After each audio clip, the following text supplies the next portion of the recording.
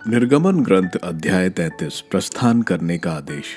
तब प्रभु ने मूसा से कहा, यहाँ से प्रस्थान करो, तुम और वे लोग जिन्हें तुम मिस्र से निकाल लाए हो, उस देश की ओर प्रस्थान करें जिसे मैंने शपथ खाकर यह कहते हुए इब्राहिम, इसहाक और याकूब को देने की प्रतिज्ञा की है।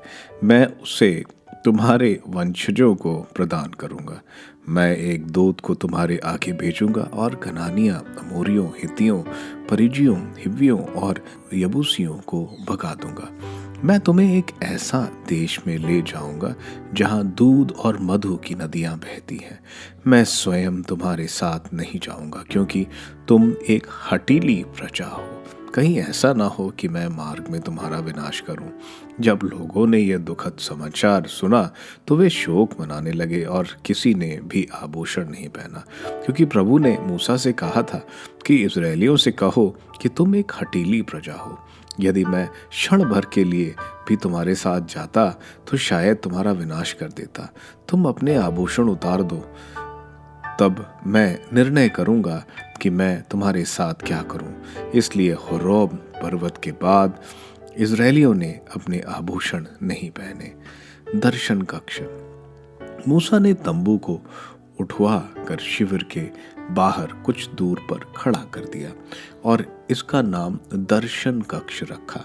यदि कोई प्रभु से परामर्श लेना चाहता था तो वह शिविर के बाहर उस दर्शन कक्ष के पास चला जाता था। जब मूसा उस तंबू की ओर जाता था तो सब लोग अपने अपने तंबुओं के द्वार पर खड़े हो जाते और मूसा को तब तक देखते रहते जब तक वह तंबू में प्रवेश न करे। मूसा के प्रवेश करते ही बादल का खंबा उतर कर तंबू के द्वार पर खड़ा हो जाया करता था। तब प्रभु मूसा से बातें करता। तंबू के द्वार पर बादल का खंबा खड़ा देखकर सभी लोग तुरंत अपने अपने तंबू के द्वार पर से उसे दंडवत किया करते थे।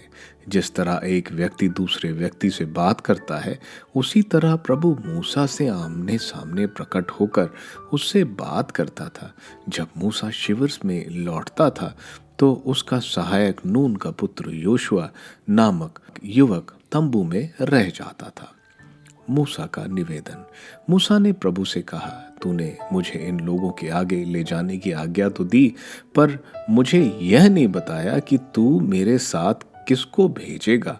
तूने मुझसे कहा कि मैंने तुमको चुना है और तुम मेरे कृपा पात्र हो। यदि मैं सचमुच तेरा कृपा पात्र हूँ तो मुझे अपना मार्ग दिखला, जिससे मैं तुझे जान सकूं और तेरा कृपा पात्र बना रहूं। यह भी ध्यान रख कि ये लोग तेरी ही प्रजा हैं। तब उसने कहा, क्या मैं तुम्हारे साथ चलूं? उसने उत्तर दिया, यदि तू स्वयं हमारे साथ नहीं चलता तो अच्छा हो कि हमें भी यहाँ से आगे जाने की आज्ञा ना दे। हम यह कैसे जान सकेंगे कि मैं और तेरे ये लोग तेरे कृपा पात्र हैं? यदि तू हमारे साथ नहीं चलता तो मैं और तेरे ये लोग पृथ्वी के अन्य सब लोगों से कैसे विशिष्ट समझे जाएंगे? प्रभु ने मूसा से कहा, तुमने अभी जिस बात के लिए प्रार्थना की है वही मैं करूंगा, क्योंकि तुम मेरे कृपा पात्र हो और मैंने तुमको चुना है। इस पर मूसा ने निवेदन किया, मुझे अपनी महिमा दिखाने की कृपा करें। उसने कहा, मैं अपनी संपूर्ण महिमा के साथ तुम्हारे सामने से निकल जाऊंगा और तुम पर अपना प्रभु नाम प्रकट करूंगा। मैं जिनके प्रति कृपालु हूँ उन पर कृपा करूंगा और जिनके प्रति दयालु हूँ उन पर दया करूंगा, किंतु तुम मेरा मुख नहीं देख सकते, क्योंकि यदि कोई मनुष्य मुझे देख लेगा तो वह जीवित नहीं रह सकेगा।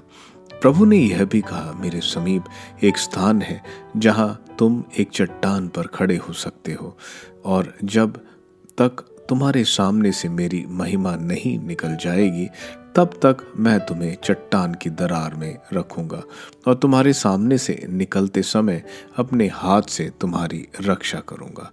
जब मैं अपना हाथ हटा लूंगा तुम मुझे पीछे से देख सकोगे, लेकिन मेरा मुख कोई भी नहीं देख सकता।